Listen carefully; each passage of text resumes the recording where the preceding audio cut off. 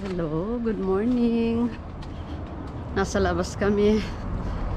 Nakikain ng sopas sa anak. Ganda ng panahon dito. Mahangin kagabi ngayon. Mapresko pero mainit. Sarap, hindi humid. Ano yung araw, oh. Ang lakas ng sikat ng araw. Tirik na tirik. Karasono. Past 10 pa lang.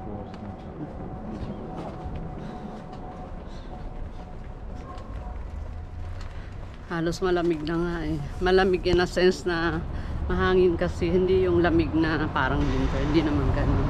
Pero nilamig na rin ako kagabi. Nagkumot na, sinara ko na yung pinto. Madalas kasi bukas lang yun pag mainit. Oh, io se la porta stamattina perché ho avuto un po' di freddo. Fa fresco. Allora, quando sono venuto giù la macchina segnava 18 gradi solo. In campagna.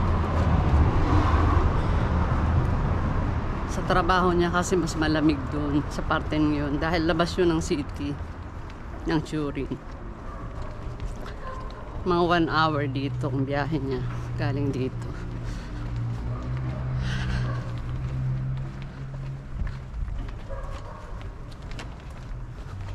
Buti na lang nung nagpalit ako ng beddings, nilagay ko yung medyo yung tela, yung parang pang-wind. Hindi naman talaga yung mainit sa katawan.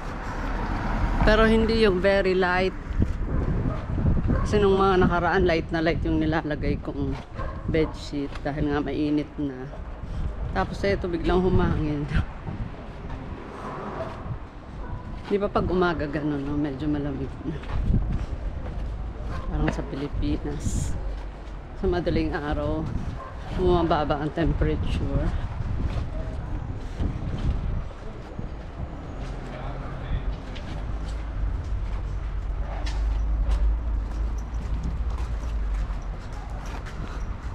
Ayan. Ayan. Mga kaganapan dito, mga tao. Kanya-kanya, may naglalakad, may nagtatrabaho, may mga nakatambay sa bar, mga nagpapalipas siya ng oras dahil oras na ito ng aperitivo. Iniinom-inom na ng mga sparkling wine, yung iba nagbi-beer. Alam nyo na.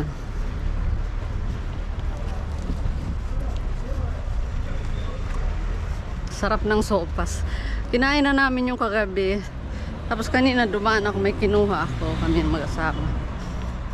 Kumain na rin ako. Hindi pa naman ako nag-aalmusal, ni coffee. Tama-tama, ininit yung sopas. Sarap. Di ba masarap yung kinabukasan, ano? Mas sumasarap. Basta may manok. Masarap na yun.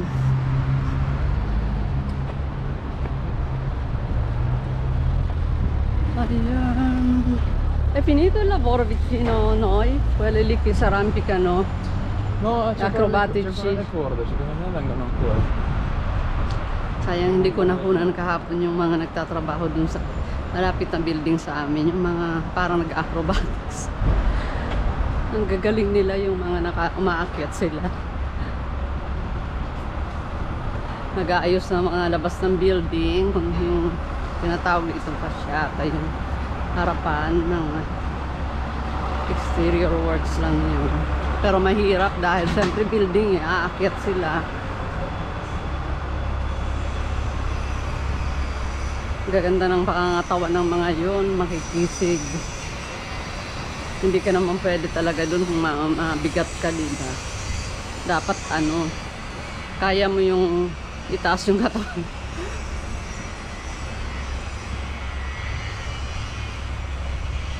Ang gagawin ko ngayon, siguro mag-aayos ako ng mga papel-papel sa bahay.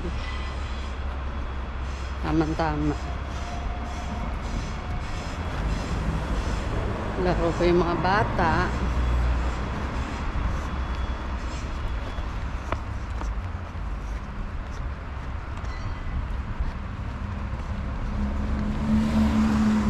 Magluluto muna ako. Lutuin ko ng piatoni sa bahay.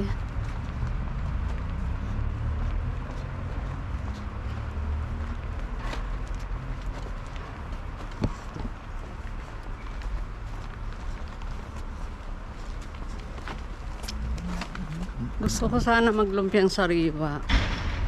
Pinag-iisipan ko kasi kulang sa ingredients. Wala kasi kami dito nung ano. Ano ba yung ginagamit doon? Parang labong ba yun? Pwede rin naman yung ano, tinatawag ditong rapa. Root crop. Pag nakabili ako kasi medyo ang effect nun malutong-lutong din. Masarap. Parang crispy.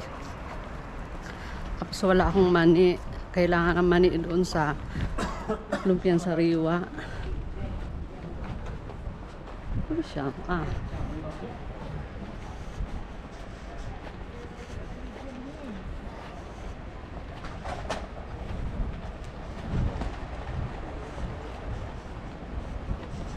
Tapos yung palalatsugas, lettuce.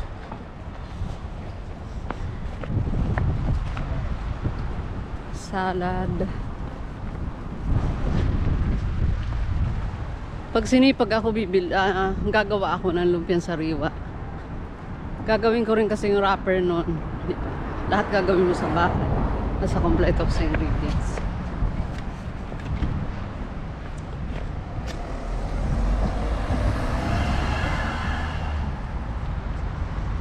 Hop, hop, hop, hop, hop, hop, hop, hop.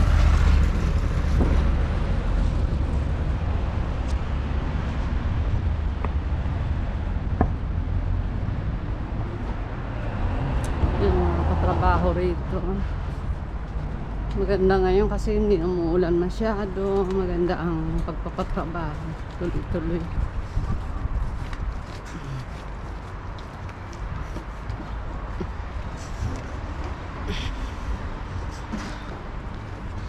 Off ko nga muna. Mi sembra stamattina c'è ancora le corde attaccate. Vedi? Allora ha finito per adesso è finita. Perché hanno messo la calce, vedi là, le cose di quei lavori lì. Magari deve asciugare prima di finire. Sì. Vedi che c'è ancora le corde. Ah, è vero. Sì, magari oggi sono da un'altra parte.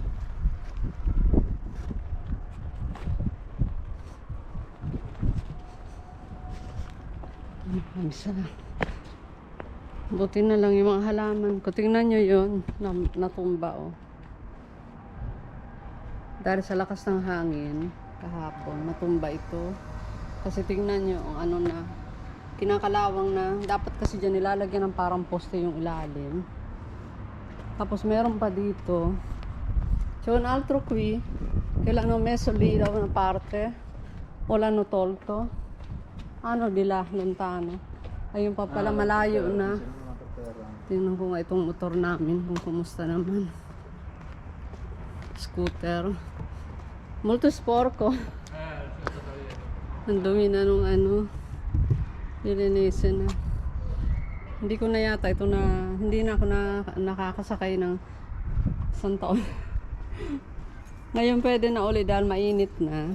Pwede na uling sakyan ang motor. Sabay ginagamit niya sa trabaho pag mainit ang panahon. Kaysa magkotse siya lagi. Minsan naman train, depende sa schedule ng trabaho. Tingnan nyo ito, bamboo ito. Alam nyo yun. Yung parang mga bamboo na mga maninipis.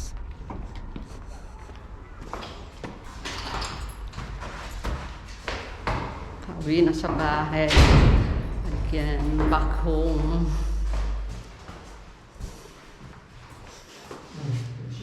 Magandang balita. Walang laman yung mailbox. Pag walang laman, dapat matuwa. Kasi kadalasan ang laman yan ay bills. Bayarin.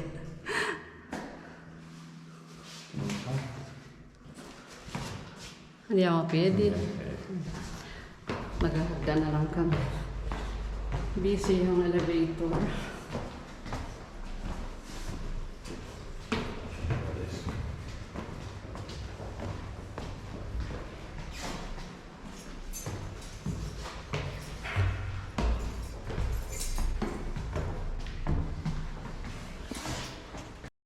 Sara.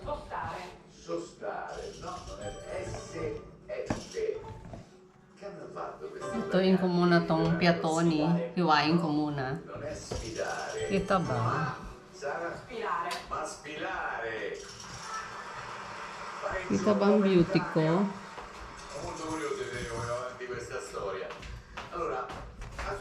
Hiwain ko muna tong piatoni. Ito ang tawag dito, piatoni. Parang Baguio beans na flat. Di ba sa atin bilog, no? Ito naman flat. Masarap ito. Mas gusto ko to kaysa Baguio beans. Unang-una na ho, ito laging meron. Siguro imported. Ang Baguio beans kasi dito, pagka hindi summer, wala ka masyadong, may makikita ka pero pangit. Parang ang daling masira, ano, na hindi nagtatagal masyadong buhay. Ito kasi nagtatagal.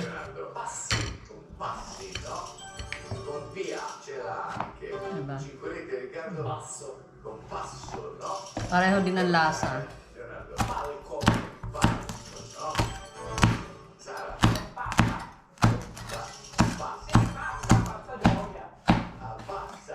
Half kilogram, lalagyan ko ng hipon. Hipon lang ang sahog, walang karne. Para naman makapahinga ang tiyan natin sa karne. Nung isang araw, nagkaldereta ako. Para balance diet tayo. Puno.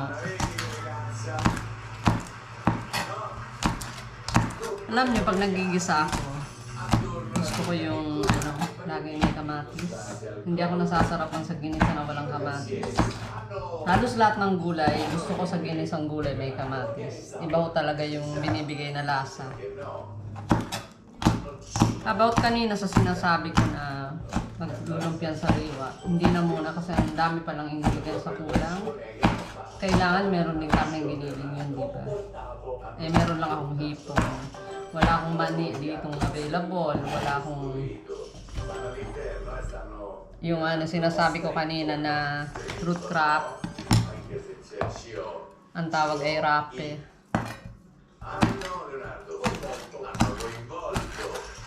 So, 3 na yun na kulang sa ingredients. Kaysa dayuhin ko pa ng oras na luluto na ako ngayon. Ito na lang muna, total may gulay. Kasi baka masira din ito kapag pinatagal ko pa.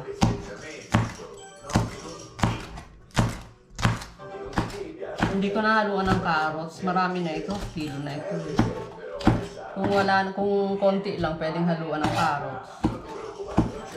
Tsaka kung pansit ang gagawin ko, haluan ko ng carrots. Kaso hindi ito pansit, ginisa lang na gulay. Saka na ako magpapansit.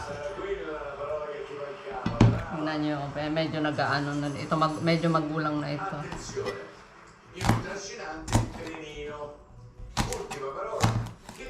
Hiwa muna.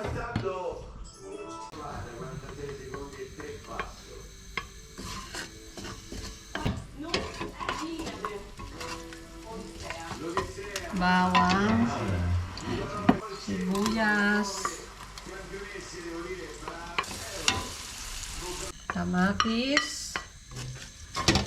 Nagisa na natin yung kamatis. Lagay natin yung hipon.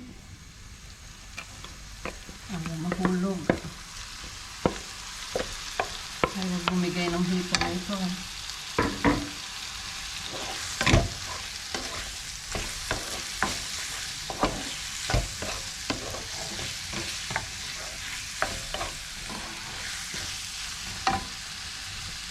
Ang hipon madaling maluto, kaya lang ayoko namang ilagay sa huli kasi hindi magigisa malansa.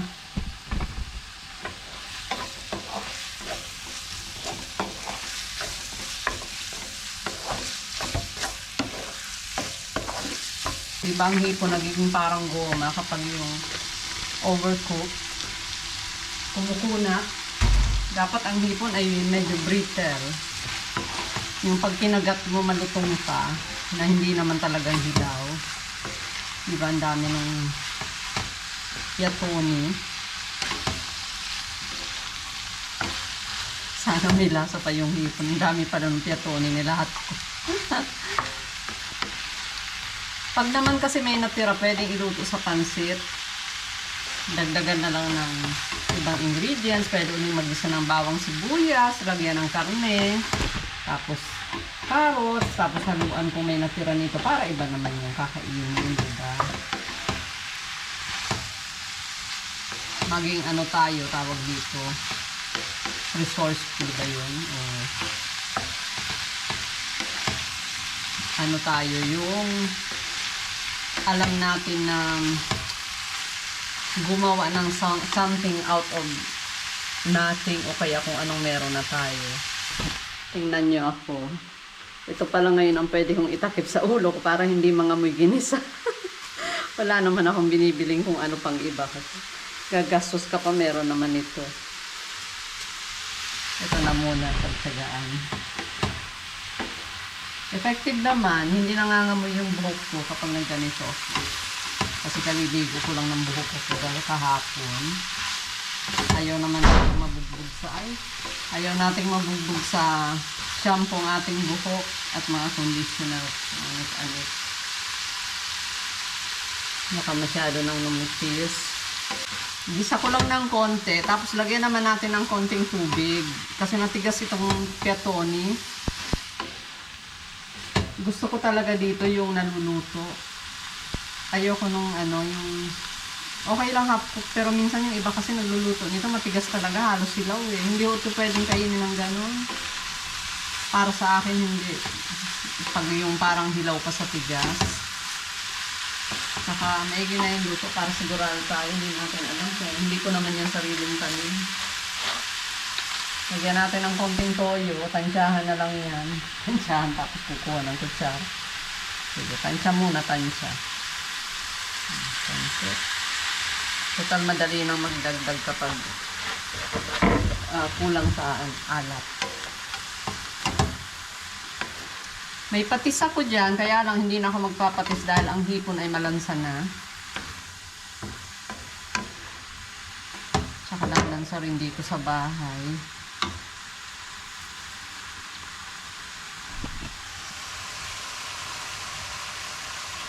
Sa pinaglagyan ng hipon, lagyan natin ng tubig, then ilagay natin dito, tapos pakuluin. Konti pa. Medyo matagal din palambutin ang gulay na ito eh. Saka para hindi naman tuyo-tuyo yung kakainin natin. Oh, yan muna.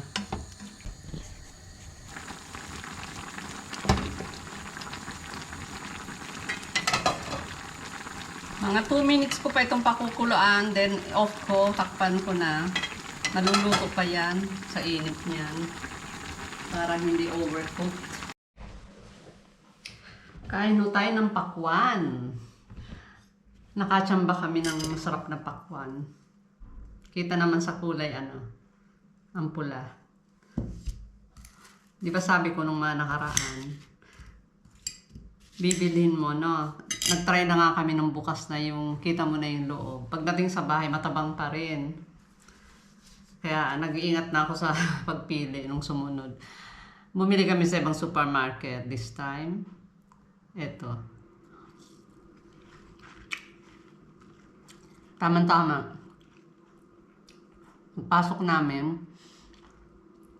kukunti na yung laman nung pinaglalagyan nila nito. Siyempre naka-ref to sa supermarket. Kasi bukas na.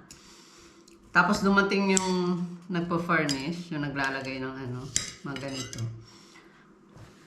Tapos sabi ko, pwede bang dito na ako kumuha sa bago niya pa ilagay dun sa Ang sagot niya ay, kahit daw lahat kunin ko, okay lang.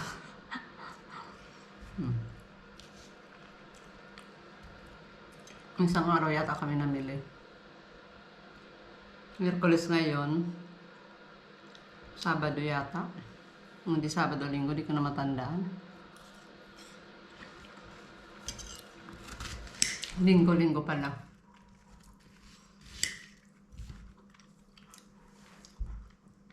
Tapos tinanggal ko na sa pero nakahiwa naman yun.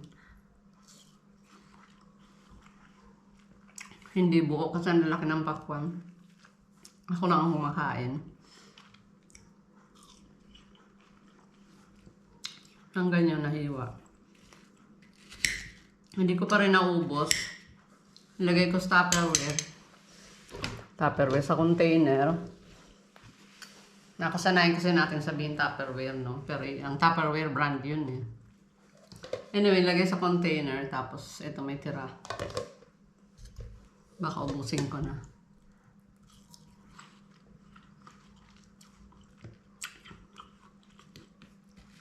Sabi ko sa wakas nakakain uli ng masarap na pakwan. Yung talagang malasa at matamis.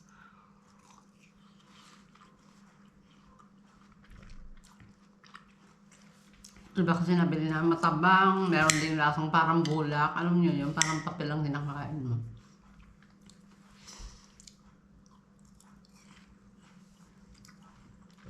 Ang dami ko ng dahon ng sili. Ang lalaki.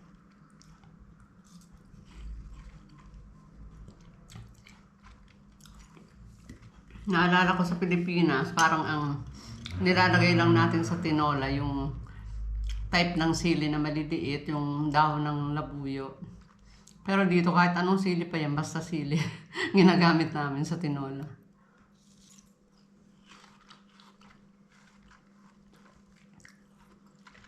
Kita naman sa dahon pag yung... Pero meron sili na maliliit yung dahon, tapos ang kakapal, hindi naman masarap yun. Dapat yung malalapad na manipis. Malambot yung dahon. Dapat pag tinola na ako, ang dami ng dahon nito. Ano natin? Kahit dun sa kabila, tingnan nyo, oh. Diba? Ang lalaki ng dahon. Para hindi against the light. Ang lalapad na, oh. Mamumunga na kasi yan. Diba? Tapos ito din, oh. Lapad ng dahon. Kaya dapat ko ng talbusan. Hindi lang pala talbos. Kahit magulang okay lang. Basta malalapad.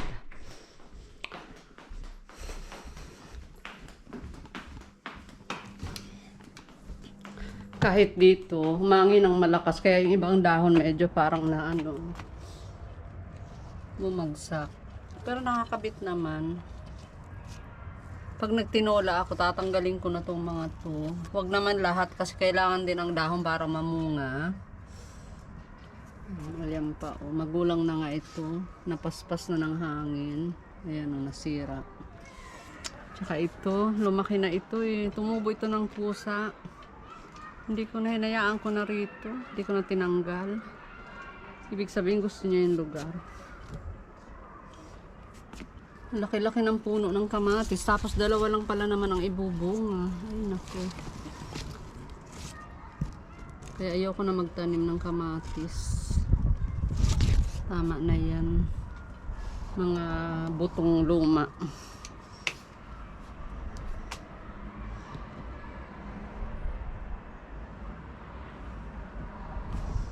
Ganda ng panahon, no? Ideal. Isara ko nga para hindi bumabagsak-bagsak ang pinto. Kasi malakas yung ano ng hangin dito. Balabagan ng mga pinto pagka ganyan.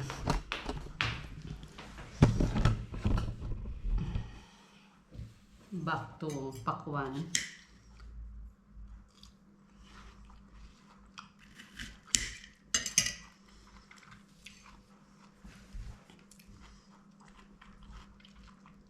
Kanina kumain naman ako ng sopas nga doon sa anak ko. Kaya ito naman, pakwan naman ngayon. Mamaya naman coffee. Siguro magko-coffee ako mga alas 2, alas 3 ng hapon. Mag-aalauna pa lang dito, 1:45.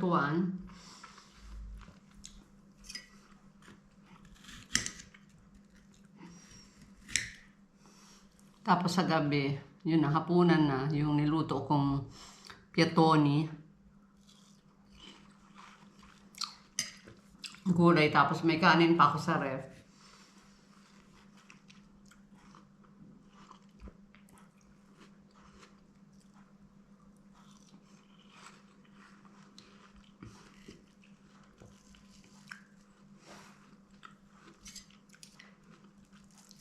Sarap talaga ng pakwan kapag malamig, no? Pag galing sa ref. Kahit ang melon. Nakapunta nga uli sa binilhan namin ito. Makabili uli. Hindi bukas susunod na araw.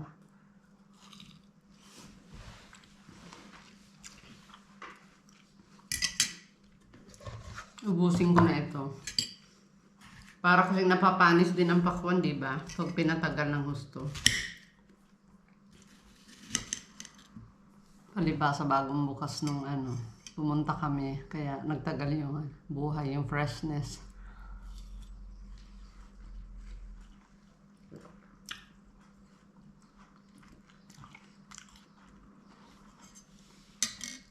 Ang daming tumubong buto ng kamatis doon sa tabi ng malaking puno ng kamatis. Meron pang mga butong late na tumubo. Pagtatatanggalin ko na yun.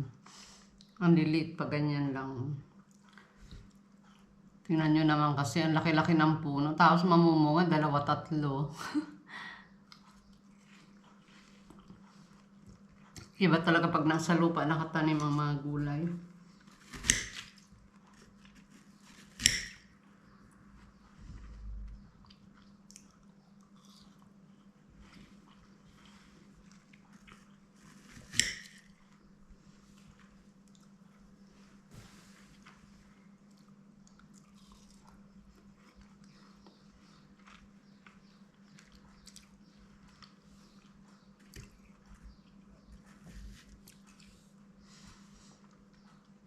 Sarap talaga pag maagang natulog.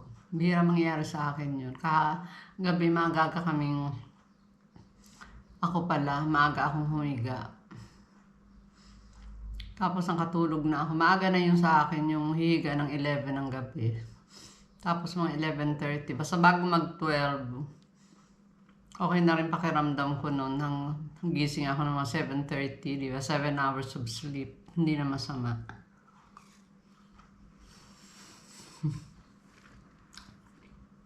Mabawasan man mga eye bags.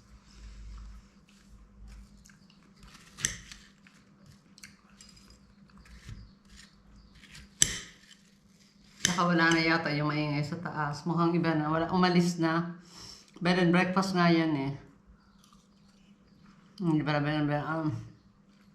Tawag yan yung... Hindi ko alam kung may breakfast silang binibigay. Airbnb yung pinapaupahan ng short term. Mga weekends, gano'n sa mga namamasyal. 3 days stay, 3 nights, gano'n. Eh yung huling tuaman na nag-stay dyan, Biyernes ng gabi maingay, Sabado ng gabi, yung lakad niya, dinig na dinig.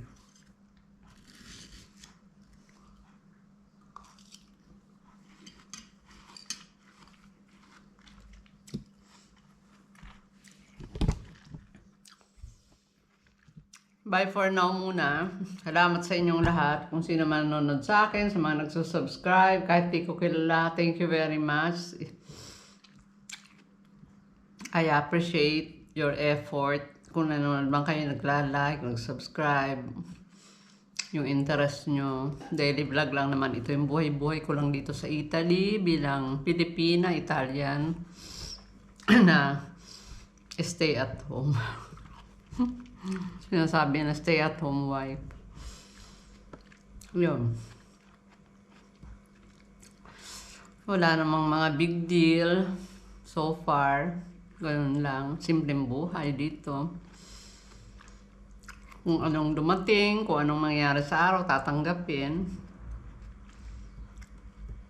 Thank you very much. See you on my next vlog. Bye for now.